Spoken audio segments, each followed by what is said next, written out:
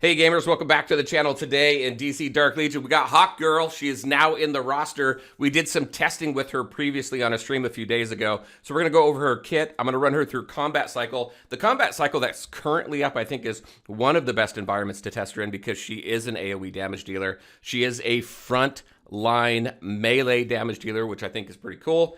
The question, though, is should we focus on her? Should we get her past 5 white stars? Does she make Birds of Prey better? How does she do with Justice League? We got a bunch of questions here. We're going to answer them for you here in just a second. This is going to be fun. I hope you enjoy the video. So let's get into it.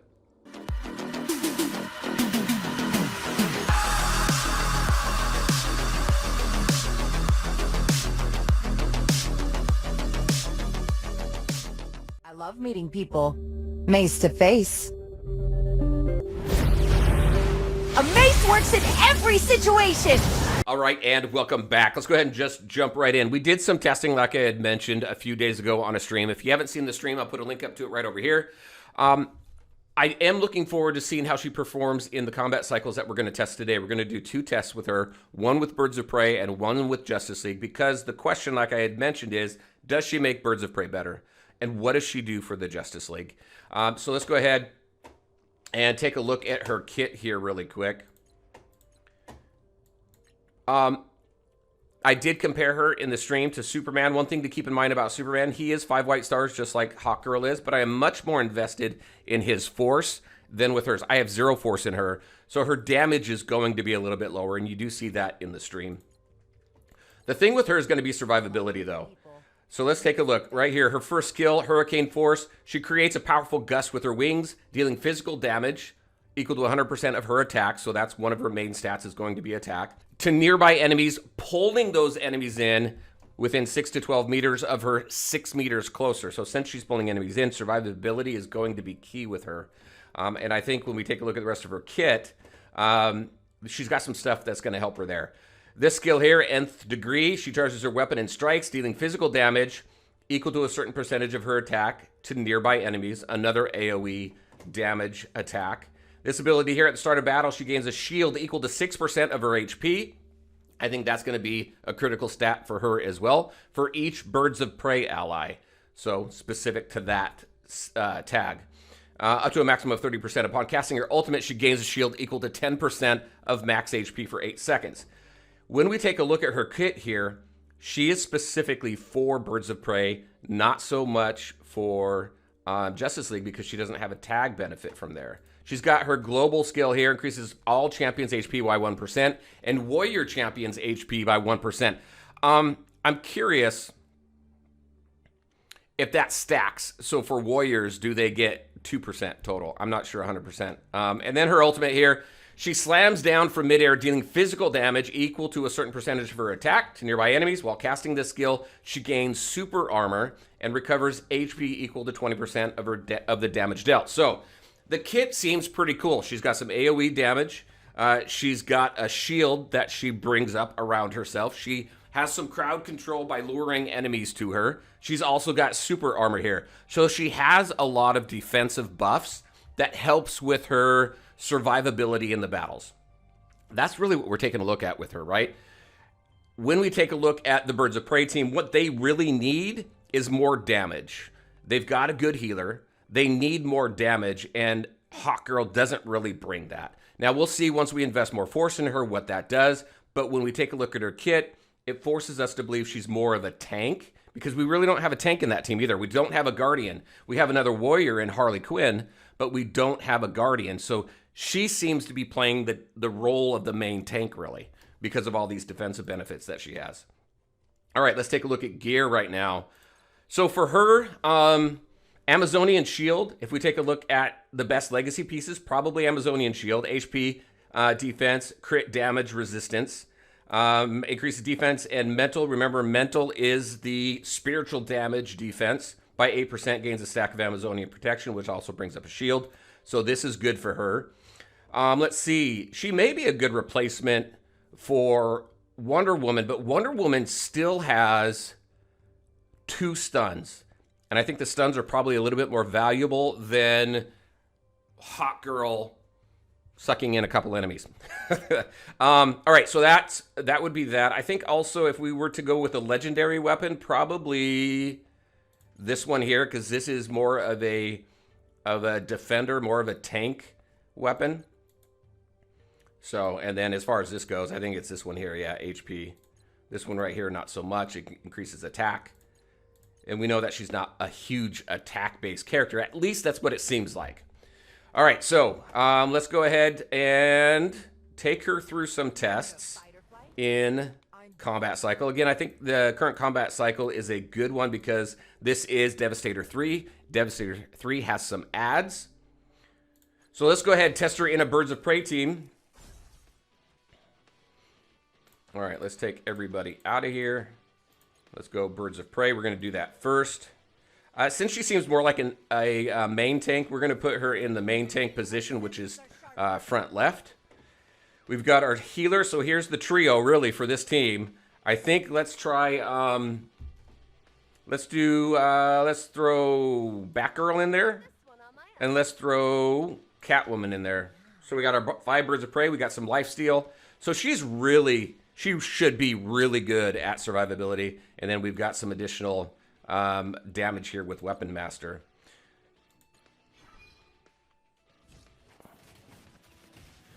So similar to what we did with Constantine, I'm going to let this run a little bit, and then we're going to cut to the end so we can see what the stats look like with her on this team, the overall damage.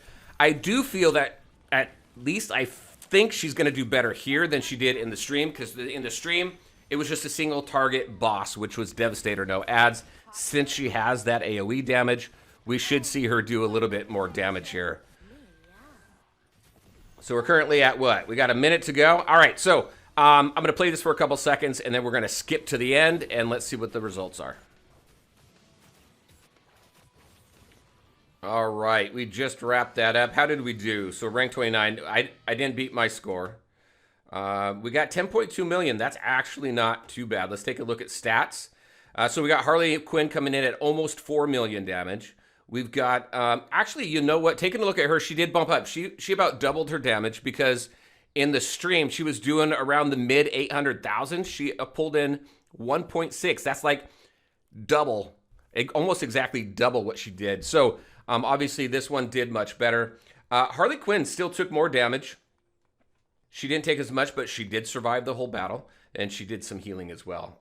So the cool thing is you got multiple healers on this team here specifically. Obviously, we've got Ivy who's healing the team. We've got Harley who has some self-healing, and we've got Hawkgirl who has some self-healing as well. So the survivability is there, not to mention the life-stealing of this team.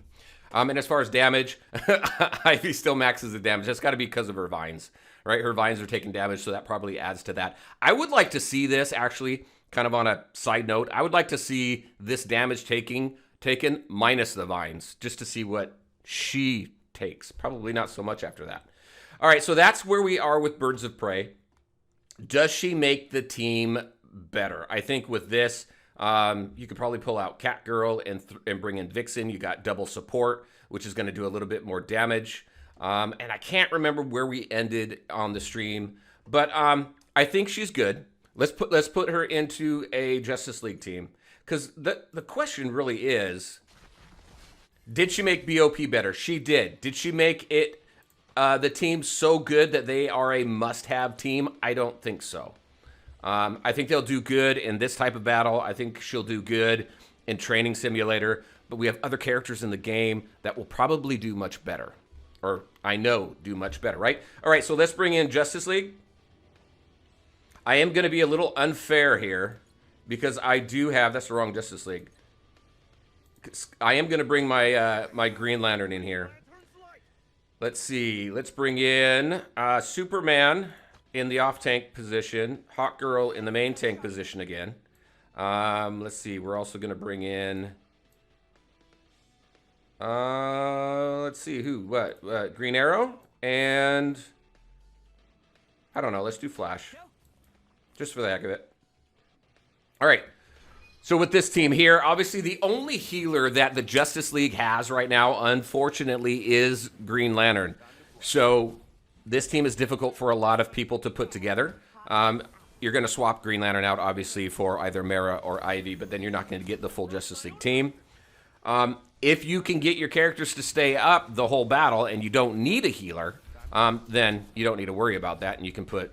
There's a lot of Justice League characters in this game. So, all right, so let's see how this does. We're going to skip to the end, and we're going to take a look at the results of this team. Remember, we did 10 million damage with the Birds of Prey team that we just did, so let's see what we pulled in on this one.